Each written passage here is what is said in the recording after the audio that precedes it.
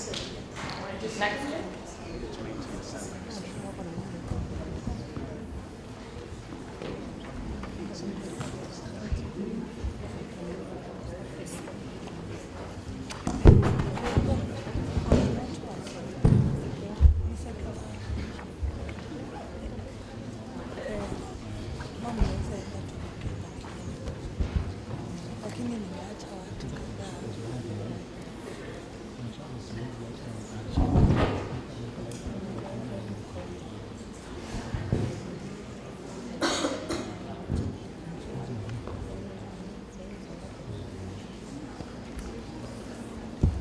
Good afternoon, ladies and gentlemen.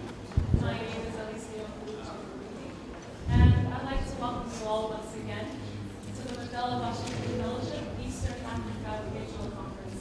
Give yourselves a warm round of applause.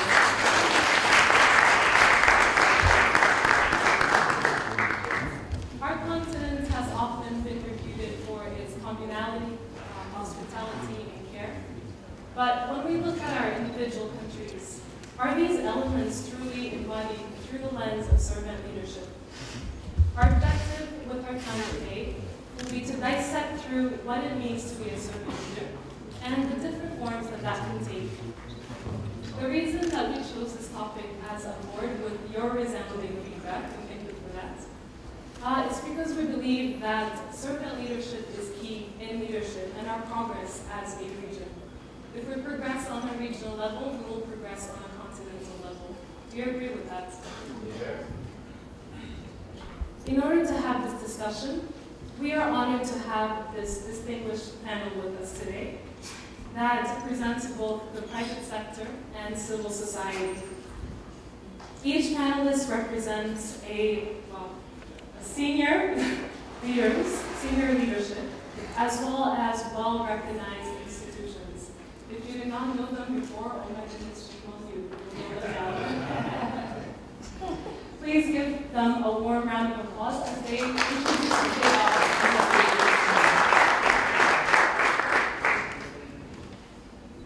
We will start with you. Excellent. Good afternoon. My name is Maureen Karaoke. You can say karaoke the same, you're very close to saying that right. I'm the OGP Civil Society Coordinator for Africa and the Middle East. OGP stands for Open Government Partnership. Anyone heard of it? Yes, excellent.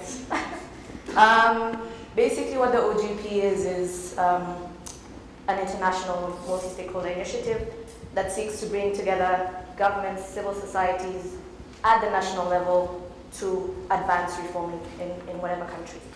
And how it works is basically that the mechanics of it anyway is that government, civil society, and any other stakeholders really come together, draw up a national action plan that plans or maps out governance reforms for a country. And my role as civil society coordinator is basically to help and support civil society engagement in that process. So my work, I think, over the last few years has been difficult. Again, my regions are Africa and the Middle East. So I get a lot of flack from my civil society people. But I can talk about that a bit more later. So thanks. Good afternoon. My name is Jane Wangi. I'm the Executive Director of the KCB Foundation. And KCB Foundation is the social investment arm of the KCB Bank. We are a regional bank. We have presence in East Africa, in 7 countries. And as a foundation, we are also in the same region. And basically what it is we do as a foundation is to invest in communities that we serve as a business. And 3 ways in which we invest in those communities is through philanthropy. We also do that through just corporate social responsibility. But we also do that through the shared value concept, where we design programs that really allow us to solve a problem in the society, as well as create long-term profitability for the business. And a bit of my background, development space. I work in the bank, yes, but I'm a development specialist. with about 30 years of experience in development with USAID, both at the USAID regional office as well as the USAID Kenya office, really focusing on building alliances with private sector. Yeah. Thank you. Good afternoon to you all. Good afternoon once again. That's better. I'm very pleased to be here today to share with you my perspectives and insights around the Southern leadership type as a subject of the discussion today. My name is FCPA Benson Okundi. I'm a senior partner at PricewaterhouseCoopers, PwC.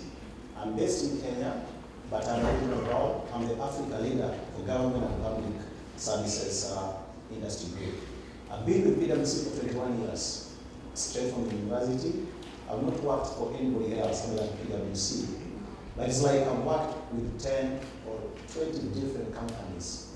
Because over 21 years, I've done so many roles, right from the time I joined the firm as an audit assistant, rising up the ranks to partner, up to the level where I am. I focus on executive and strategic leadership.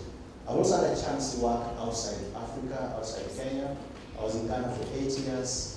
I worked in Europe, I worked in the US, attended several meetings, which gives a different perspective into cultural differences, get to learn about people, interact with people, and understand the world in bigger dimension. So to that extent, I'm very grateful up to this point in time. Now, our mission in PwC is to work with communities to solve important problems. We used to call it complex problems, but we realize that problems that actually affect communities are not necessarily complex, they're very simple. So we find our mission to work with communities and societies to solve important and simple problems. It is those problems that actually build up into the complex problems if they are not managed. So I believe at the appropriate time, when we do the next round of discussions, I'll share with you more insights and perspectives into how servant leadership fits in within that particular theme of the discussion today. How many of you know PwC? You know PwC? Okay, quite a number.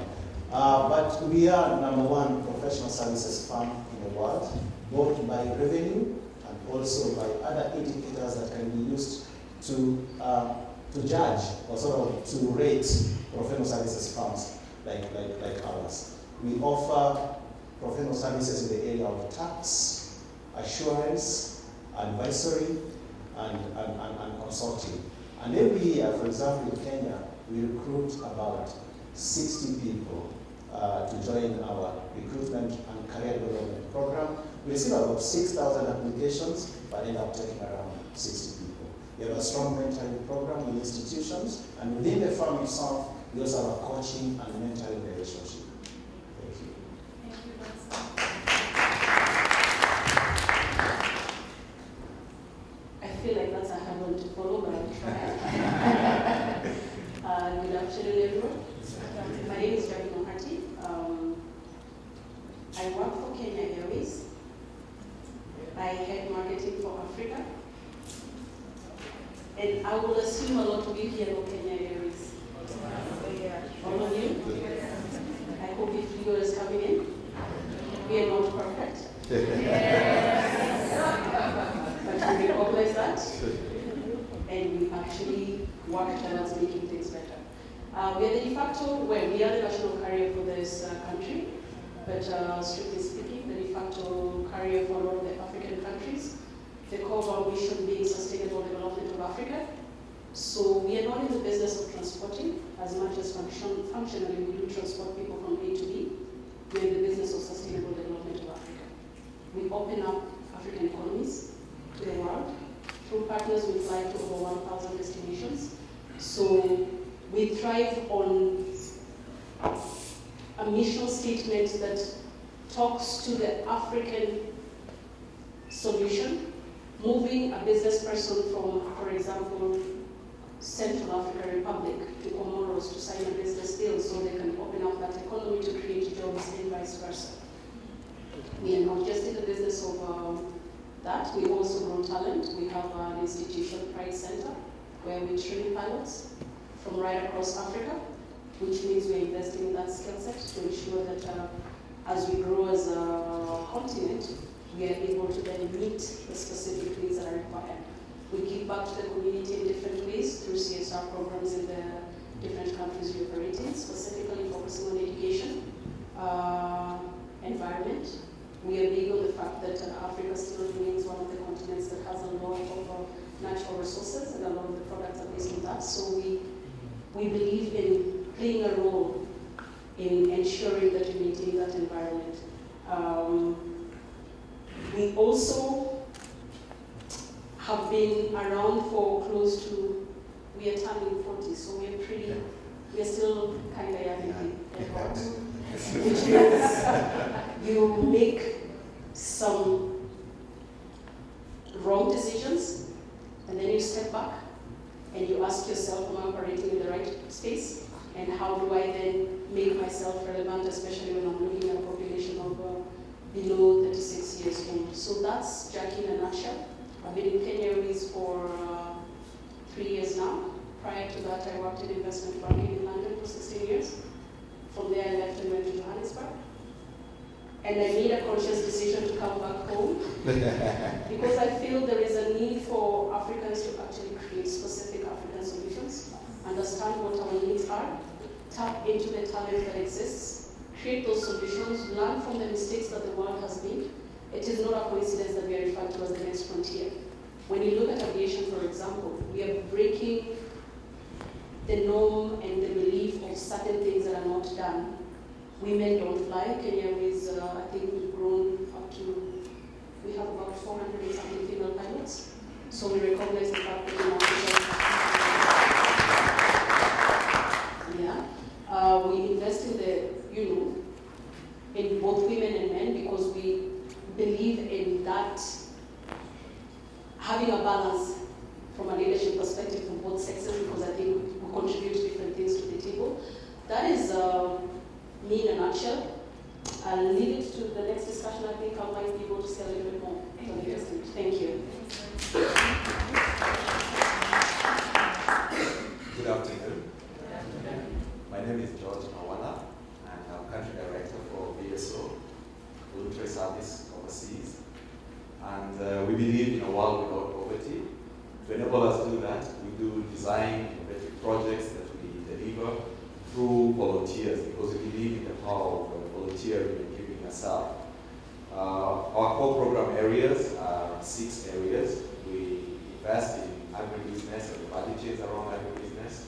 We're interested in inclusive education, unlocking talent through technology. So anyone from Malawi here? We have a program where we're running tablets in schools, one of the largest primary schools in Lilongwe, with close to 4,000 children, delivering education through technology. In health, we work in maternal and neonatal health in Ethiopia. We have local solutions on maternal health. We also invest in young people looking at adolescent sexual and youth reproductive health with a big program in Southern Africa in about 6 countries. In terms of livelihoods for young people, we have a program in empowered youth towards employment and employability. And we're also very proud to be part of YALI, managing the mentorship, practicums, and supporting the regional advisory board. We also believe in the empowerment of women, so we have gender as a cross-cutting issue, giving citizens a voice, young people, persons with disabilities, women, talking about issues that concern them, and also being able to influence policy. We invest a lot in social accountability and responsible citizenship programs, where we also mobilize individuals who are in the corporate space to volunteer, give their time, use their technical skills, or even latent skills, because one could be an accountant, but they're really a great musician, and that's what they value. Maybe their employer doesn't value their being a musician, but they can use that talent, or being an IT specialist, and get maybe their day job isn't. So they can give themselves and use that skill. So we do audits for organizations, skills audits, and support them to have the employees placed in relevant organizations. Across Africa, we work in 16 countries with mainly Southern Africa, East Africa, and Central and West Africa. And going back to myself, I've been with VSO for a while, about 13 years, doing different things as a knowledge manager, program officer, managing programs in education, livelihoods, disability, and international placements. We place people to work in other VSO programs. VSO has a presence in Africa, in Asia, and since 2000, the Kenyan office has been able to mobilize 2,000 people to go and volunteer as professionals, giving their technical skills for a period between 3 months to 2 years, being immersed in the community and working with the community so that they can realize their full potential and support community institutions. I'll talk more about volunteering and philanthropy later on. Thank you very much for your introductions. We wanted to have time to hear exactly what you do and so that we can delve into the conversation with more information. Thank you all for this opportunity. They did not have time and yet they gave it to us. They truly embody what it means to be servant leaders, no matter how far they have gone. So thank you very much. Now, servant leadership sounds like a simple term, but how would you define giving back? And has this been mastered in Africa? Now that's your opinion, but I'm curious to hear, how would you define the term giving back? Sure, I'll go first again. How do I define giving back? I think it may come perhaps from my background in terms of the work that I do. So I'm trained as a lawyer, but I have worked primarily in the NGO sector. Excuse me. And what it is really, I think, is a sense of responsibility to your society. The work that we do is not easy.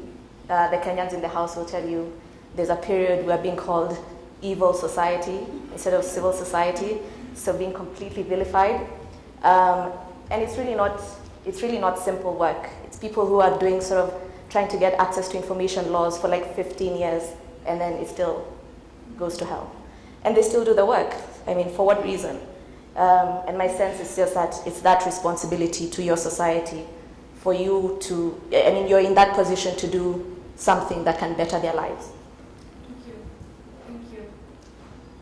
I think for me, how do I define giving back? Giving back is agreeing to share. And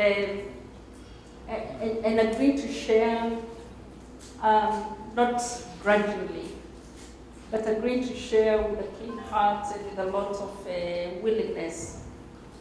And it's giving back is also agreeing to go the second mile, and not agreeing to be defined by many things that, especially in our society, that define us. And I'll give a good example. As a leader, especially as a leader to my team in the organization, giving back for me is looking at another young girl who is trying to rise up in her career and remembering myself when I was her age and remembering the many opportunities I was given, and therefore saying I'll go off my way to nurture the individual, to help them get to where they want to go. And as a foundation within the bank, giving back for us is so much being the entity that sits between business and community and advocating for that community that we serve. And really saying that we want to go off our way, knowing intentionally that we may not even get the reward, and it's not about the reward, it's about enabling them to be able to stand on their 2 feet. And that is how, in a sense, we do define giving back and being that leader who is a servant to them, because we are not being defined by titles, we are not being defined by the big lives, but we are being defined by the impact that we create in the community. Thank you very much. Jay, we'll go to Jackie, and the man will answer, have we mastered this in Africa? For me, actually, when you look at giving back, it sits very personal to an individual. I think you need to get to a place where, as a person, you make that conscious decision that you're living for more than just you. Mine comes from a very simplistic and maybe, I guess everybody sits in that place, but when you're a parent, and by saying a parent, it's not necessarily you giving birth to children, but that is one of them. It's also sitting squarely in a position where you're nurturing young talent, you're opening doors, you're shaping them to understand what you're doing, and understanding that personal responsibility you have to make to leave a place better than what you found it. It's not about the money that you're making, it's about the social wealth that is essentially being created, so that when future generations come back, they can look back and say, this particular generation drove this agenda. But more importantly, it's to me about creating those solutions and sitting around the table to drive conversation that meets needs that are specific for the good. Thank you very much. Let's give them a round of applause. Now, the bigger question, have we mastered this in Africa? I believe that's a bigger question here. We'll go to you first. Okay, there's the narrative of Africa rising. Whose narrative is it? We've had it. Economic growth in Africa, emerging middle class, more resources. Where are those resources going to? Who's making the most money in Africa? Which companies? Wines, beer selling agencies, communications. Are we giving back to society? Are we supporting the initiatives that we should be supporting? And I think we need to be open to challenge ourselves as part of that middle class, part of that group that is rising. Economically, we have more rands in our pockets. We have more shillings in our pockets. We have more dollars in our pockets. But are we putting these dollars into the right space? We are more educated than a couple of generations back. Am I using my expertise effectively? Am I volunteering my time? And also challenging myself to be the solution to some of the challenges that Benson was talking about, whether complex or small or big. There's also the whole bit about how am I as an individual standing out for the community that I belong to. Because if I am able to give my time, my resources, my expertise, then I become a philanthropist. I become somebody who gains respect in the community. And we can be able to influence other people so that they also believe in that narrative. Because today, maybe many people are interested in the size of the car that you drive, the neighborhood that you live in, some cool cert or some nice posh place. So in terms of have we mastered it in Africa? I think we need to challenge ourselves as Africans and ask ourselves difficult questions about how do we spend, how do we use our resources, expertise, and what's our whole view of the world? Because it's all changing around us, and are we taking the right opportunities at the right time? Thank you very much, Mr. Benson. Yeah, thank you, Jackie. I think before I go directly to that, let's try and look at what does servant leadership entail, because that will give us then a wider perspective in responding to that question. I think in my own view and from my own experience, a servant leader is the one that really understands the needs of the people who have given him or her that position of responsibility. If you are a leader, there's a responsibility that you are responsible for. You are accountable for the people that have either elected you, appointed you. You can also be just a self-leader. We are all leaders in our own rights and in our own ways. So if you do indeed understand the needs of the people who have elected you or given you that responsibility, and you act in good faith and good intentions towards that, then you're a servant leader. What we are seeing today in a bigger political arena, definitely we cannot say that in Africa we have servant leaders, because people get these positions and they now turn to their own self-needs and forget about the people that gave them that responsibility. We are entering into election period. I mean, we've gone through a series of election periods in Africa. Uganda was just a few months ago, Tanzania not too far ago, Kenya is next year. And you can clearly see what's already going on. The people that we have today who are elected in various positions made promises to their electorates when they were going in. Are they fulfilling those promises? You can, they are not. I mean, that's really the resounding answer. We all know, those who come from Kenya, what we have gone through for the last 3.5 years or so in terms of amassing huge wealth for personal gains. So the bigger answer is that we don't have servant leaders. There are very few servant leaders, and if we have them, they have basically been outcrowded by the bigger society that we are in. Now, going down specifically the philanthropic servant leadership type we're talking about here, I think we need to look at sustainability. Even if you're giving back to the society, which is good, because giving back is a deep sense of appreciation.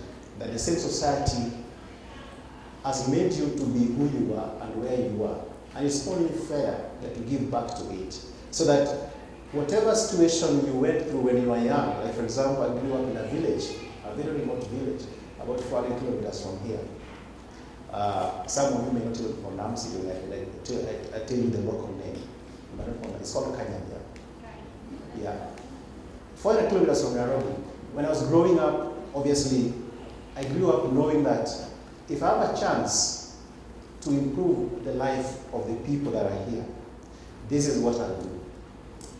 Now, when I give back in an attempt to improve the life of the people who are there, I'm appreciating that that society brought me up, and at the same time, I want the people who are there to live a much more better life than what I did. I think that is the essence of giving back. But giving back in a selfless manner, in a manner that you don't give back with the intention to reap something in return. So the sustainability comes in the sense that if a company writes a huge check of 1 million Kenya shillings, 10 million, whatever it is that company writing the check just for the purposes of publicity? Or is it writing the check in the sense that it has indeed carried out a needs analysis and identified that if I write this check for this purpose, it's going to help this purpose, and that is sustainable? Because when we are sustainable, when we give back, it then forms a triple effect that helps each and every person that goes through that chain to be better off. So I think... Thank you, Mr. Benson. Thank you. I think you have really elaborated on the importance of service leadership, being sustainable, and how we haven't quite mastered it in Africa. As much as I'd like to keep all the questions, you to myself, we want to turn this to the audience, our young African leaders, for question time. Please tell us who, or if you're directing your question to a specific panelist, and speak audibly into the microphone. The microphones are all around you. If you have any questions regarding service leadership to any of our panelists, feel free to ask. And of course, introduce yourself.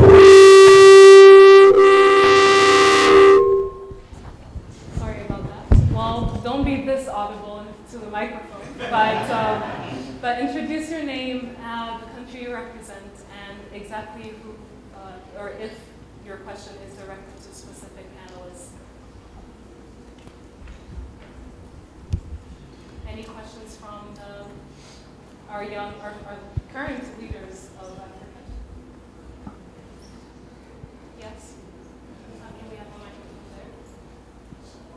We'll have the gentleman in the black and white tie. Thank you so much. This is Arsene Tungalio from the DRC. Thank you all for the presentations and sharing insights about giving back to the community, which is something that I salute and encourage.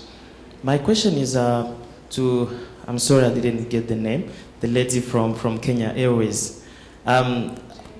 Jane, thank you. Janet. Mademoiselle Jackie. Mademoiselle Jackie. Enchanté. So I was about to continue in French, but let me go in English. So my question is, you've mentioned the issues that Kenya Airways is facing. I would love to hear from you. you've tried to speak kind of openly and honestly. So I'd like you to engage and tell us what's going on within Kenya Airways, and tell us what are the things you're working on to improve the quality of service you're providing, making sure Kenya Airways remains, or become what it used to be within the region. The second portion of my question will be, I live in Goma, which is in eastern DRC, and our airport is now open to international flights and etc. And Ethiopian Airlines, sorry to mention that, is the only one serving. And there was discussions for Kenya Airways to start operating in Congo as well, especially at the Goma International Airport. I would like to know why this hasn't started and what's happened actually. That's my question. Thank you.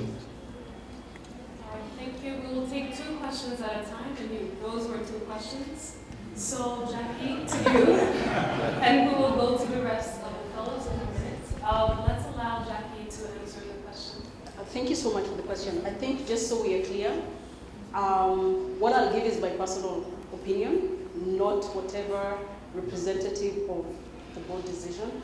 But what I'd like to say is, and I think this is something that needs to go out as a message to the younger generation, the environment we are operating in as a business is not unique to Kenya Airways.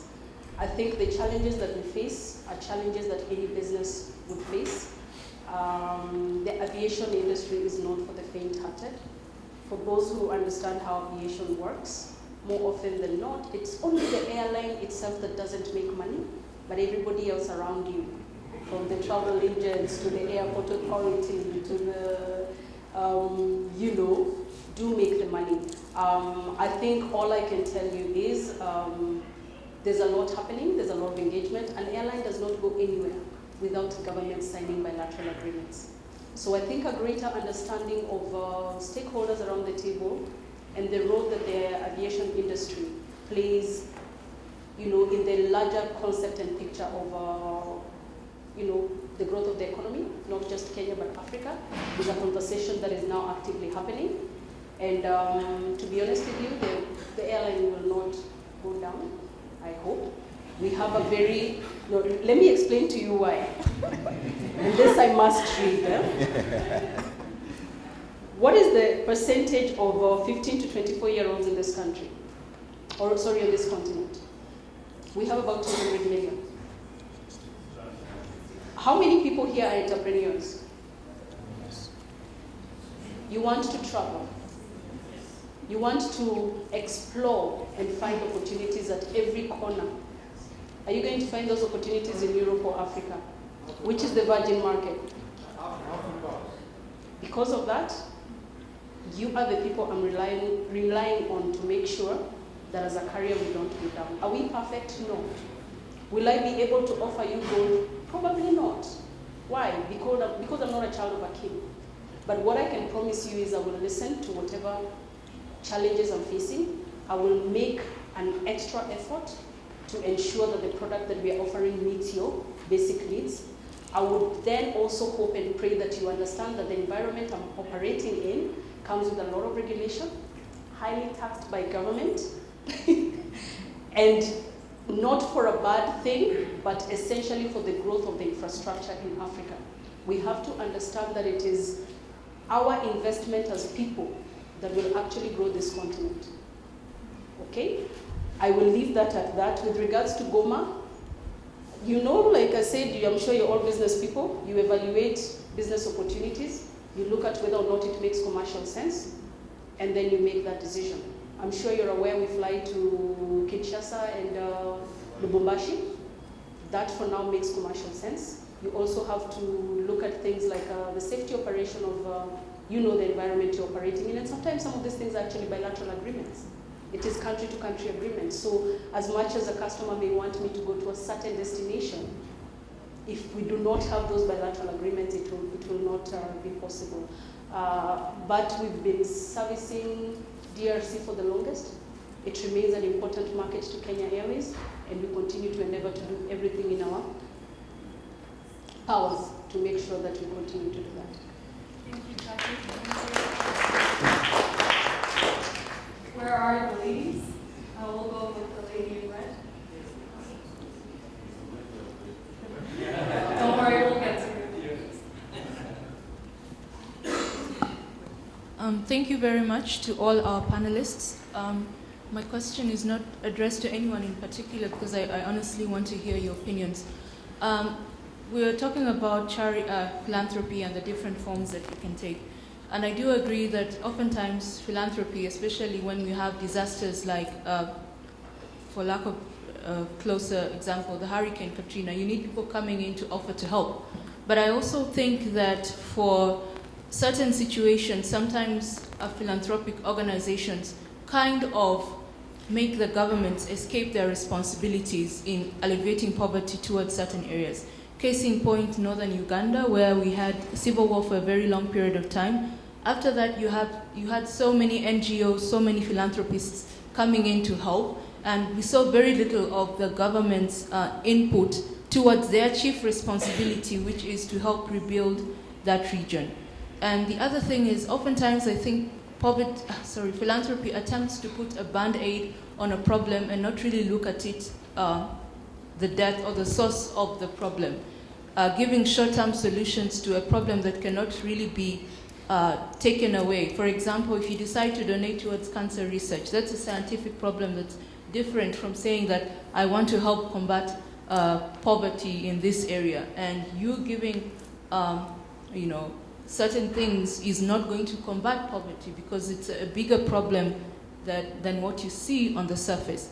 Another problem that I have, not problem. Oh, sorry. So what are your opinions or what are your thoughts on that? Thank you. Oh, sorry. My name is Stella and I'm from Uganda. Thank you, Stella. We'll take one more question from the gentleman in the back in green. We will get to you too, sir. My name is Bernard Lennon. I come from Turkana, where always food aid has always been the only solution to every problem. Now, it's like the only solution every time there is a problem in Turkana, the only solution is food. They are dying of hunger. Let's do, they mobilize some food and all of a sudden nobody evaluates what they do. So my question is it that these CSRs or these corporate social responsibilities are designed to sustain the organization where it's come from, or is there to create more employment to the elites that those organizations know? Or is it designed so that the organization is not charged more tax? And who designs the kind of what you are taking to the people? Or is it a prescription, like a doctor you prescribe and say they need this medicine? Case in places, this scholarship that so many banks are coming with. They come, they tell you, okay, bring the poor people. You bring, I have first-hand experience. You bring very vulnerable people. And all of a sudden they tell you they don't qualify. What qualifies the ones you give? And what disqualifies these ones? Some of these students come from a very place that has not even a library. For them to get even 350 marks from that KCP or primary education examination has really costed them a lot. Now you tell them they are not qualified. So that calls me, makes me believe maybe NGO and all that just goes like nothing goes, like nothing goes going on, like, because it frustrates actually. So can you again define that and also define your giving back? Giving back from where? Where did you take it from?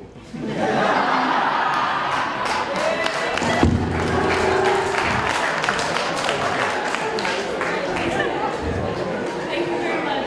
Those were two questions.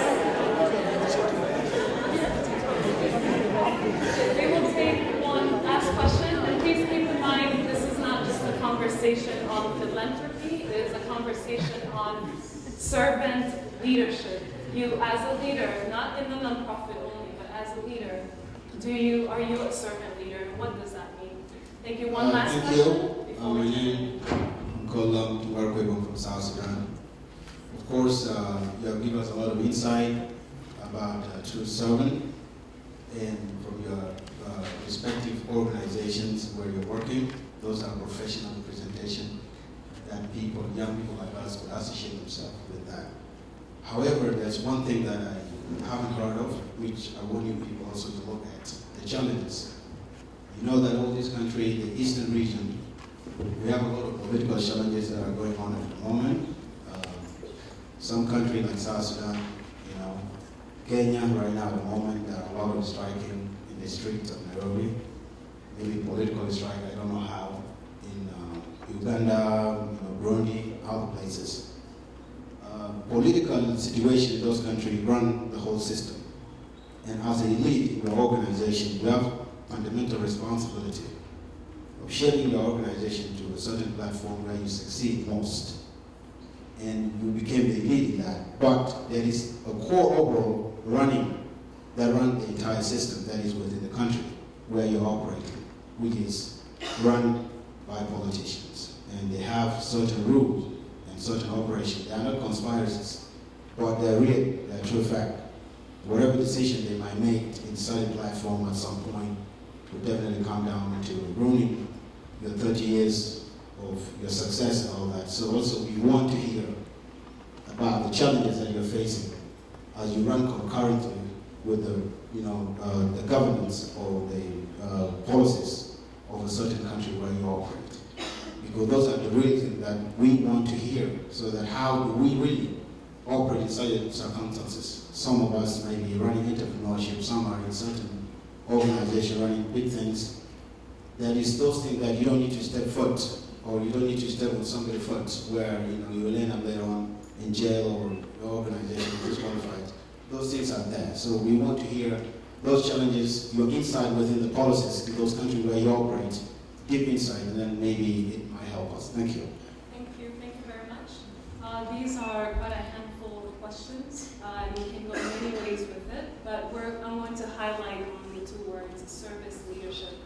Now, on the first question, and they're addressed to the whole panel. On the first question, does philanthropy kind of make governments kind of laid back on their responsibility to the people? Tell me your thoughts on that. Anyone can answer for this one. Yes, George? Okay. I'd like to say that organizations exist for good reasons, to address specific problems. Civil society players exist to address what I would call wicked problems. There are no easy solutions to some of the problems. Like, for instance, the issue that the gentleman from Turkana raises about the resources and giving back. Where did these resources come from? So we are aware that definitely there was a plunder of Africa at some point. And some of these resources come back as aid. But at this point in time, maybe the big question we should be asking ourselves is that aid and the mechanisms that it's being delivered through effective, and is it appropriate? Because there is a bigger debate about issues even concerning tax justice. There are many multinationals that exist that have agreements with government that enable them to move out lots of money and evade tax. And civil society organizations have the responsibility of voicing these issues. And that means they are relevant because they can work with the community members and raise their voices so that they can challenge this system. Recently, there was the release of Panama Papers. Most of the countries sitting here, you may have one or two people who are mentioned, people you know. And so the whole issue is not that, yes, this exists, it's a reality that we have. But what are we doing about it? Are we able to challenge the system? And sometimes you have to make a personal sacrifice to challenge the system and do WikiLeaks, ensure that the Panama Papers are out there so that you can make government and big business to think about how do we now operate in a more transparent and open way. And that is where now the civil society actors become relevant, because you are able to do more in-depth analysis of the issues, develop and design campaigns that enable these things to come to the surface and something happens about them, whether at a local level, continental, or even at a national level. And then there's also the whole big issue about how is the coordination mechanism around development support. So if each entity decides to do food aid in Turkana, for instance, and everyone is pumping in food, there comes a time when everyone is tired of food. But there are other needs, so do you go in there, and as Okundi was saying, do you do a thorough needs analysis so that you understand what are the main issues that are affecting the community, and then what are some of the solutions that you can craft with the community by talking to them, using people-centered approach, respecting them, respecting their culture and how they exist, so that whatever is being designed is relevant and addresses the actual needs of the community. Thank you, George, for answering the first question. Now, for the second question raised by our Turkana fellow, it's the question on what exactly is the purpose of corporate social responsibility? Because we see different results of it, but what exactly is the purpose of it? I will allow you, Jane, to answer this. Thank you so much. Let me say that the real purpose of it is first and foremost giving back. And you asked a good question, giving back from where? I mean, giving back to the society that has given you business. But on the other hand, it's also for purposes. And this is why we're beginning to call it more of a corporate social investment. Because it really goes to answer the question you have asked, the question of sustainability. And my colleague Benson also did address that. So when we say, if I'm going to Turkana, and I'm going to Turkana to give food aid, that's just relief. And that's why you called it put in a bandage, But if I go to the community of Turkana and really say, this is the opportunity to work with the people of Turkana, to give them economic, to enable them, be able to feed themselves or be able even to pay their school fees. Then really basically what it is that I've done there is to solve a problem. And that's why I say that in a place like KCB Foundation, we are approaching that in three. We are looking at working with community from those three angles. There will be times when I will do philanthropy because there's a crisis, I don't have time to sit and start designing anything. I'll come into Turkana, I'll do what I need to do in Turkana, save the lives, get out. But there will also be times I will sit and this is where the shared value concept comes in and says, supposing I go and solve the problem of poverty in Turkana. I look at what is their biggest, opportunity or challenge, and right there look and say, hey, let me go help them in the business of drilling oil. Now that we know that we are talking about that, let me invest in them intentionally, even for purposes of doing business. Because if I empower you, and this is what in simple terms we say, let me not give you fish, let me teach you how to fish. And as I teach you how to fish, guess what? Then I can bank you. But I don't want to come and bank you if you do not even know how to fish and I'm just banking relief.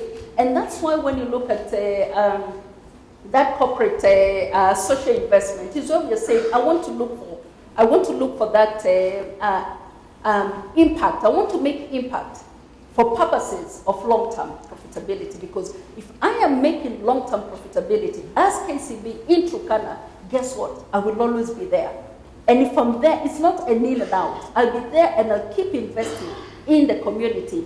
And that's why we say it's the shared value concept, therefore, that gives us sustainability and scalability. And right there, as a foundation sitting between the community and business, I'm able to advocate for more resources. And I'm able to design programs that therefore give me, an end to my two-pronged goal. Thank you very much. So it's about relevance. That's a good answer. Now, Maureen, I would like you to answer the third question on what do you really do when politics get in the way of your work? How do you overcome political impediments in bringing change and becoming a servant leader? Yeah, briefly, you keep going. That's basically it. It's not easy. I think some of the panelists have said, some of the participants have said, it's really not easy work. But it doesn't mean it doesn't need doing. And it doesn't mean that you can't do it. No matter sort of the threat to sometimes your life, no matter how difficult it is in terms of actually seeing change, sometimes you actually get some progress. For example, our new constitution, and then it's clawed back. So what does that mean? Do we just stop, give up? You can't give up because this is your country, this is your society. And so I come back to my point about a role of responsibility to your society. And I think I want to link it to what my sister from Uganda was talking about. What does it mean when we come in to solve problems? Does that then mean that government, that we're helping government just abscond on its duties? I was thinking when you were asking the question, what's the other option? Do we not help because government has refused to help? I think we have to take an approach where we're talking about we are helping the situation for now because government is not doing what it's required to do, but then there's a larger question about how do we transform the structures of governance? How do we address the systemic challenges so that in future we have it on a sustainable level, a government that's able to provide services for its people, a country that's respectful of their rights, and you have just a better society. So yeah, just keep going. I think there's a bunch of you here that do that anyway. Thank you. Yeah, thanks. Just to add on a few things, I think I'll start with the issue of the politics and how it affects our business and our contribution towards that. Indeed, if you look at the corporations, I think the number one challenge that any corporation can actually face is the environment in which it operates. I mean, the government creates an environment for the businesses to thrive in. If it is bad environment, the business won't want to go far. Number two is around competition, and then number three is around the regulation, changes in the regulation that actually affect the business. Now, coming back to politics, I think what we can do to contribute towards alleviating any adverse effect of bad politics onto our businesses is through the private sector alliances. In Kenya, for example, we've got Kenya Private Sector Alliance, and I think we've seen them in the recent past becoming much more active in engaging the government, because we all know that without a proper political environment, the businesses can't actually thrive in. So we cannot do it individually, but when we get together as an alliance of private sector, we're able to put our agenda on the table and have a discussion with the government on issues that have the potential to affect the businesses adversely. So that will be my contribution on that. On the other aspect of, if you just give me 1 minute, the other aspect of CSR and philanthropy. Basically, how do you make contribution CSR effective and philanthropy? I want to mention a few things. I think one is partnerships. If you do a CSR without involving stakeholders that are relevant in that particular aspect of their contribution, you're not going to succeed. So partnerships are extremely necessary. If you're in the education sector, you need to identify the people you want to partner with in your CSR activity. Secondly, a CSR should be a strategic objective in a strategic plan of a company. A company, right from its mission, vision, needs to identify how it aligns with any particular CSR that actually wants to contribute to. If it is left hanging, it's not going to be impactful. Thirdly, the root cause. We must identify the root cause. If you just address the problem at the top level, you will not be able to address that particular issue that you are trying to address. And then the needs analysis we talked about, and finally, monitoring. There must be a monitoring mechanism to be able to assess the results on an ongoing basis. Thank you very much. We will take 3 more questions from the audience. The lady in the yellow. There's some on this side.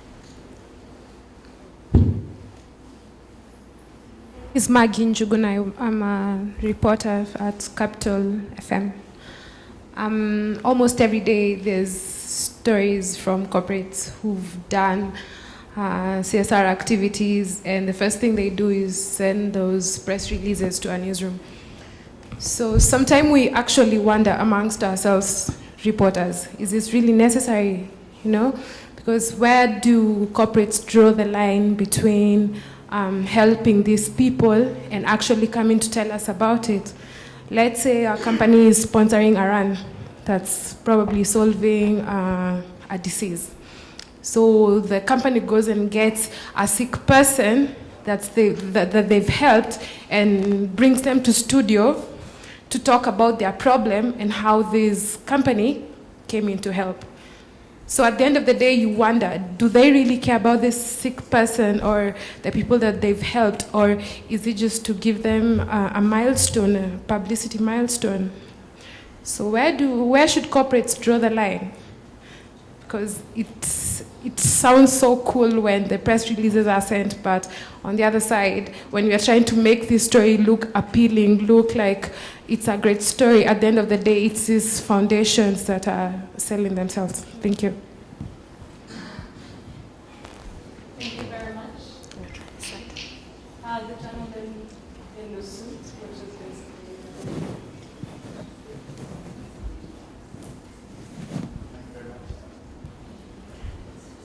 Yeah, thank you very much. My question will go to Jacqueline. Oh, correct, sorry. Who? The lady from the Kenya Airways, sorry, Yeah, I think we're having a challenge in this discussion. I wish we could go back to the basics of the discussion. Can we be able to draw a clear line between CSR and servant leadership? And what a corporate or what an NGO do if we're talking about servant leadership?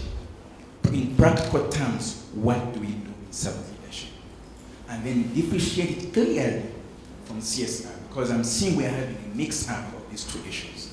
Thank you very much. Thank you. One last question. Martin Sali from Uganda. Yes.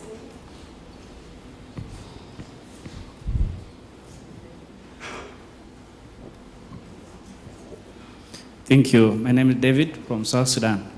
My question goes direct to Jane of Kenya Commercial Bank. And this is on corruption. We know corruption is one of the challenges facing Africa. And banks are part of, catalysts to corruption, or actually facilitate corruption. You find money stolen from country A ends up in country C, and again to country X. And this is all facilitated through the banks. What is KCB doing to fight this kind of challenge? I'd like to ask you the connection you have of corruption to service leadership so that we have a clear focus. Well, of course, this undermines the possibilities of giving back to the community. Because if this is done, you have no chance of paying back to the community. Thank you very much. Those are 3 questions. You have a handful. All right. On the first question, where do you draw the line between helping people and good publicity? Because you can blur the line, and you may start off good and end up with the wrong motivation. So where exactly do you draw the line? I would like to address this to George, possibly. Where do you draw the line? I think different organizations or entities have their mission, and it's important to look at strategic alignment. Why are you doing what you're doing? What are the returns that you're getting out of that investment of resources and time? And there could be different reasons. It's not bad to get publicity. That's important because it enables you to be visible and people know about your good work and the things that you're doing. But it's important to ask yourself challenging questions about, are we addressing the real needs of the community? Drawing from experiences of my organization, VSO, we do believe in a people-centered approach, whereby we collect the evidence so that it informs our response to a given situation. We also look at the interventions that we are going to use or utilize. Are they appropriate? Are they most relevant? And if there are changes that we need to make, we are open to make those changes. There's also the big bit about, are you listening to your primary actors or your beneficiaries or those who you are working for or working with? It's important to listen to the volunteers, to listen to the community members, so that they feed you with information that will enable you to have a structured response that does address their real needs. Going back maybe to the example of Turkana, food could have been a need in the past, but now you have oil and you have the largest reservoirs of water in Kenya. So the needs are different. Engaging with the community now is at a different level. Are the community members going to benefit from the resources and from this newfound wealth, or it will create conflict? And if conflict emerges, are you able to work with the community to address the conflict? And then lastly, it's also important to be accountable to the people who you're working for. And if you are truly accountable, then the question of whether you're giving because of strings attached doesn't arise, because they do believe they have been part and parcel of the design of the program interventions, and they are working with you and working with you. And you're also working with government to create that environment that enables you to operate and trying to strengthen the systems. Corruption will be here with us. It's a reality. We can do something about it, and I'd like to challenge the young African leaders in this forum to do something about those issues. I call them wicked problems. We have a role to play. Each individually in our own institutions, are we transparent and open in terms of how we are dealing, and how do we cascade this to others? Thank you, George. We will now move on to the question addressed for Jackie. Can we draw a clear line between corporate social responsibility and service leadership? Because the two are quite different. I think for me, just coming from the initial conversation where we talked about the personal decisions, it also now begins to trickle down to organizational decision making. When you're talking about the gentleman from Turkana who asked, what are we giving back? What did we take away? Maybe we need to challenge that and actually ask, what are the strategic decisions that as an organization we are making to give in? I'll give a very good example. At Kenya Airways, obviously, flying is considered as not, you don't have that much expertise. So what are the strategic decisions that as an organization you consciously make to help support the growth of that particular industry? As much as at that moment in time they're individual to your organization, in the long term, they will serve the larger purpose of the continent, so to speak. So for example, we have what we call Pride Center. I hope they're here today. They were supposed to be here. At Pride Center, we actually train Africans. Obviously, we've gone a bit further, but we train Africans from all nationalities to be pilots. Whether you end up in Ethiopian Airlines or you end up in Rwanda Air is not the major issue, but at least we've grown that skill set. Why?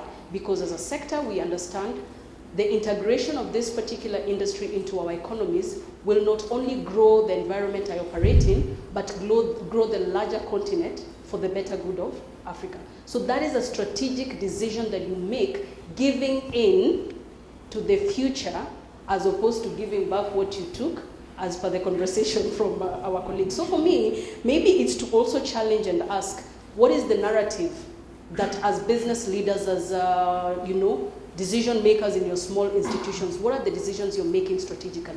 The decision by Kenya Airways to buy Dreamliners was also partly heavily informed by the fact that environmentally, the particular equipment is much more environmentally friendly. So what is your contribution to the environment when you're making decisions about even the products that you consume that take into consideration the environmental challenges that we will face in the future and things like that. So it's when you make a deliberate decision that I will challenge the narrative of women cannot be pilots, and you deliberately go out to employ women because you understand the impact that a woman will have is larger, you know, we need to step back and ask, is it also giving in? So for me, it is that strategic decision, and also at a personal level, making that conscious decision that I need to change this narrative, not just for the betterment of my space as Kenya Airways, but because one day, with clearly understanding that history will remember the decision we made, I would want to sit in a forum where I ask 700 pilots that are trained in Africa, who are flying different equipments and flying different, working for different airlines, to raise their hands up and say, I was actually trained at a Kenya Airways Pride Center institution. Then what that means is I went beyond just feeding the need that was specific to me, but rather contributed to the need that was going to be for the larger good of the continent. Thank you very much. And our last question on corruption, addressed to you. Great, thank you so much. Let me say that corruption is very myopic. Corruption is very short-sighted, and those who engage in the practice are very short-sighted. And short-sighted because they fail to see what would happen if they did not compromise along the way. Remember that we said the servant leadership is it's so much a desire to look at others. It's usually not about, a servant leader focuses on the other, not themselves. In the case of, be it a non-profit making company, you're talking about the beneficiaries. If it's a business, you're talking about customers. That's servant leadership. When it's not about me, it's about you. And therefore, right there, looking at situations and saying, if we get compromised along the way, what happens to the intended beneficiary? Or what happens to the intended customer that I'm trying to reach? Now, what are we doing about it ourselves as KCB? KCB, and we are glad that publicly, I'm sure you've all probably seen our CEO, Joshua Igara, standing up and saying, I stand to be counted as corrupt-free. I'm even going to declare, my salary in public, which was a very bold move. And you can imagine coming from leadership, it cascades down to all of us, and even to the branches level, and even to the, the subsidiaries or the countries that we are serving in. And right there, we have put in stringent measures to make sure that at any one time, we are not perpetrating, any corrupt deals, because we are cognizant of the fact that it's very myopic, it's very short-sighted, it compromises, actually it injures the intended customer. And for the foundation, if anything happens that is corrupt, is what we are saying, the person we are shortchanging at that moment is really the intended beneficiary. And on a larger sense, because you've said a lot, we keep saying that's what our leaders fail to see. That's what our political leaders fail to see, that when you get compromised, it's so shortly. Well, if you had stayed the course all the way, would have gotten benefits, all of us, would have lifted each other up, all of us. And at the end of the day, would have baked a bigger cake for all of us. And so to all of you who are in the room, and you are the leaders that we are looking at, stay free from any corrupt deals. Thank you very much. Question goes to whoever that feels comfortable to respond to it. And so, because like I've seen, most of these issues, the controversies to do with corporate social responsibilities have been literally been catered by the resolutions of the United Nations to come up with the principles for business and human rights, which is corporate legal accountability. So I was wondering if there's any initiative within your corporate entities in trying to make sure that these particular principles are actually embodied in whatever activities that you're doing to do away with all these controversies of because I've heard that somebody has just mentioned that we are trying, our corporate entities are actually trying to give to the community. And there's one thing that's very next to impossible. A corporate entity cannot offer something without expecting something in return. That's totally next to impossible. So I was just wondering if that is something that can be embodied in your corporate entities. Thank you. Benson, would you like to answer this? Yeah, I think that's a good question you've asked. it goes back to the vision, mission of a corporation, and then embedding it into a strategic plan that is implemented to address that particular area. If I give you, for example, PwC, where we've got a corporate social responsibility plan and we've targeted areas that we're looking into, it is an agenda that the firm has embedded into its daily operations. And the reason why we are doing that, for example, we know that in learning institutions where we get our top talent from, as I said earlier on, every year we take fresh graduates that we take through the career progression to become partners and business owners of the firm. We need to have a mechanism to be able to provide early mentorship program for these young people so that we can be able to embed leadership skills into them, corporate governance, and also have a wider understanding of what life expects of them when they grow up to be people that are dependent upon. So I think understanding, first of all, what you stand for as a corporation, what you really want to achieve is extremely important. Embedding that into a strategic plan and being very deliberate about it is a second step, and then implementing it effectively. Because you know that you're not operating in isolation, you're within an environment, and within that environment you either get your raw materials or you get your resources that you require in terms of people, and also you sell to those people. To our clients as well, who cut across public sector, private sector, small and big entities, we also entrench the aspect of corporate social responsibility. In fact, what the profession has done a step higher, that's accountancy profession, over and above the typical financial statements reporting, there is now integrated reporting. Integrated reporting brings in the aspects of sustainability. In other words, you are expected to account for each and every dollar that you did make as a corporation in terms of profitability. How did you utilize it in terms of giving back to the society?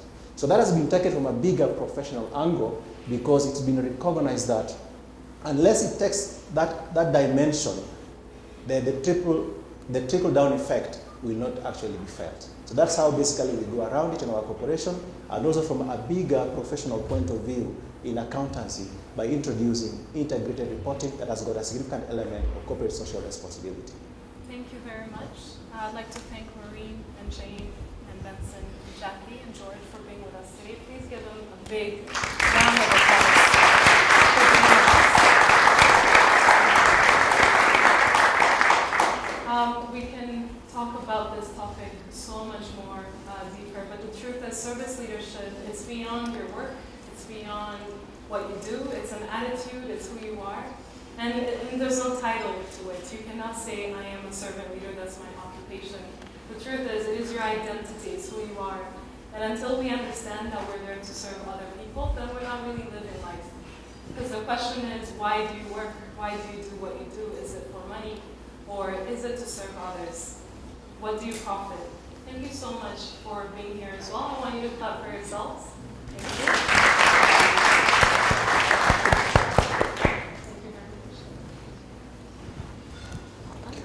Thank you very much to the Service Leadership panel. Please now welcome the Pathways to Leadership panel to the stage.